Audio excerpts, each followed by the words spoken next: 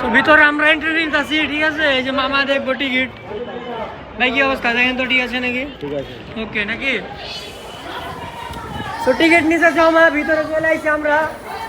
ভিতরে ভিউ তো মানে দাঁড়ান কাজ কি লেগে যাবেন গা, কিন্তু একটা সমস্যা, অনেক ভিড়, অনেক ক্রাউড, টু মাচ, অনেক অনেক ক্রাউড।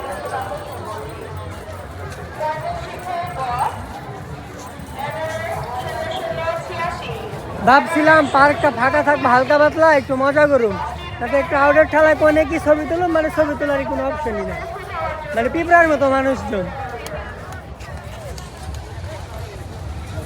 এটা মনে হয় ভূতের বাড়ি বা এরকম কিছু একটা, মানে যে ইয়াগুলা যে করছে, মানে সব কিছু ডেকোরেশন করছে খুব সুন্দর, কিন্তু একটা সমস্যা, একটা জন্য ভালো লাগতেছে না যে অনেক মানুষ, ছবি তোলার মতো পরিবেশ না, ঠিক আছে? তাছাড়া কিন্তু জায়গা করছে 100 আমি দেখে দিছি, একদম পড়া, ঠিক আছে? এই যে ফুলের গাছ, কেউ যদি না থাকতো মানে শুটিং প্লাস ছবি তোলার জন্য একদম পারফেক্ট একটা প্লেস।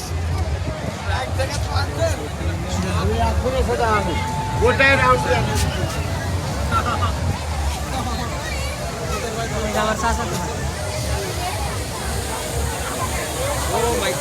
হইলো কাহিনী, এ হইলো কাহিনী, মানে ছবি তুলুম কি করুম না করুম কোনো শেষ, মানে ভিডিও করে শেষ দেওয়া লাগবে, ছবি তোলার কোনো ই নেই, সিঁড়ি নাই।